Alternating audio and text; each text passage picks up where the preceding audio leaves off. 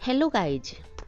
अगर हम अपनी लाइफ में पॉजिटिव तरीके से सोचते हैं तो हमारी लाइफ खुशियों से भर जाती है, और वहीं अगर हमारा नज़रिया नेगेटिव हो तो वही लाइफ हमें बिल्कुल दुख भरी लगती है। इसलिए सबसे पहले तो हमें अपना नज़रिया चेंज करना चाहिए।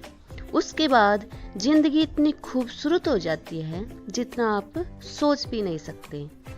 अगर मैं लाइफ में खुशियों की बात करूं तो हमें लाइफ में अनेक प्रकार की खुशियां मिलती हैं, लेकिन एक औरत के लिए एक माँ बनने की खुशी सबसे बड़ी खुशी होती है, और एक आदमी के लिए पिता बनने की खुशी की तुलना नहीं की जा सकती।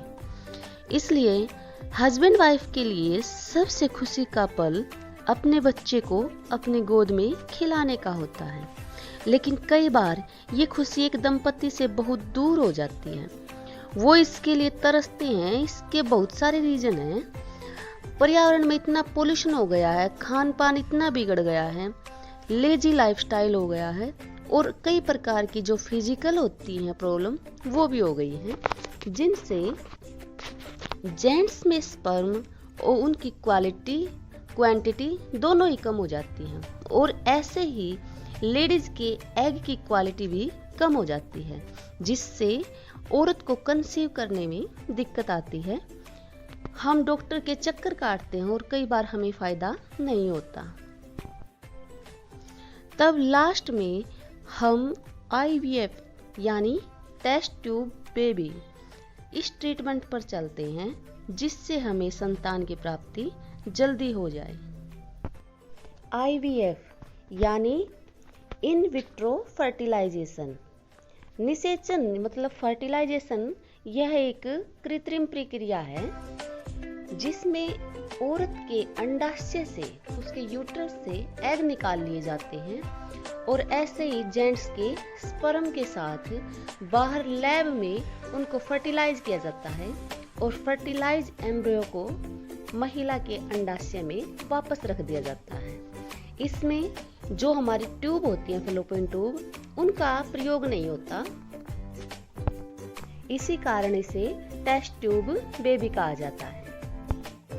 आज के इस मॉडर्न टाइम में भी कुछ माता पिता को यह लगता है कि यह प्रक्रिया एक आर्टिफिशियल है, इससे क्या पता अच्छे बच्चे होंगे या नहीं होंगे, या नॉर्मल प्रेगनेंसी जैसे ये बच्चे नहीं होंगे।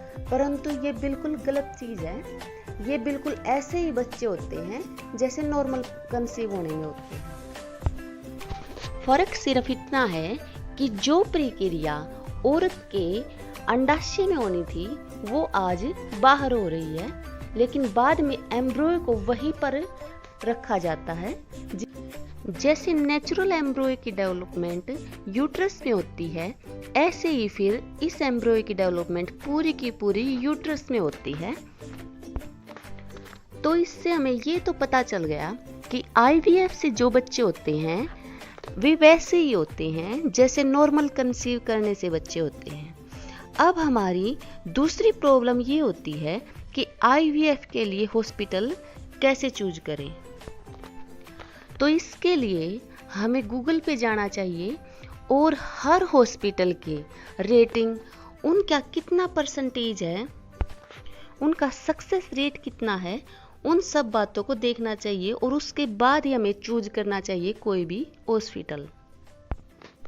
हॉस्पिटल में डॉक्टर्स, उनकी लैब की क्वालिटी, ये सब चीज़ें देखकर ही हमें किसी हॉस्पिटल का चुनाव करना चाहिए।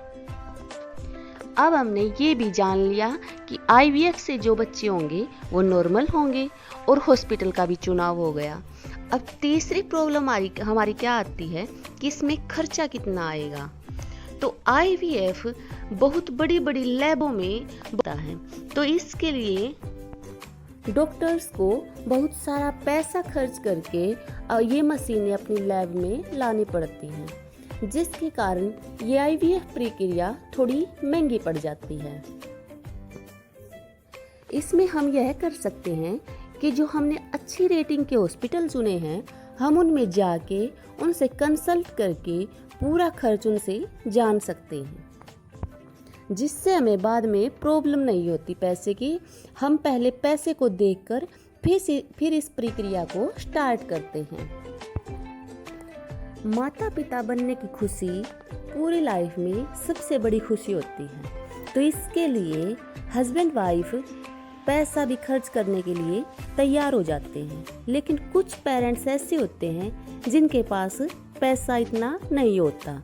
तो इसके लिए मैं बता दूं कि इस पूरी की पूरे ट्रीटमेंट में कम से कम 3 से 4 लाख रुपए टोटली 9 मंथ तक लग जाते हैं, जिन्हें हम 2 पार्ट में डिवाइड कर सकते हैं।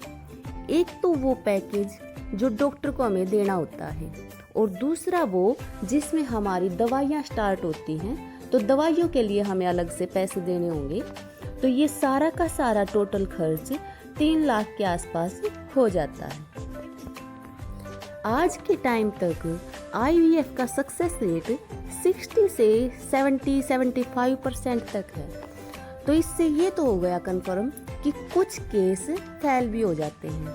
तो हमें क्या चाहिए, पहले ही हमें 2 पैकेज हम ले सकते हैं, जिससे क्या होगा, हमारे जो कुछ पैसे हैं वो बच जाएंगे, क्योंकि 2 बार करने में हमारा सक्सेस रेट थोड़ा बढ़ जाएगा। इस प्रकार आज हमने जाना कि IVF कैसे होता है, कितना खर्च आता है, IVF के बच्चे नॉर्मल होते हैं, ये सब बातें हमने जान ली। अगली वीडियो में हम जानेंगे कि IVF का ट्रीटमेंट कैसे स्टार्ट होता है।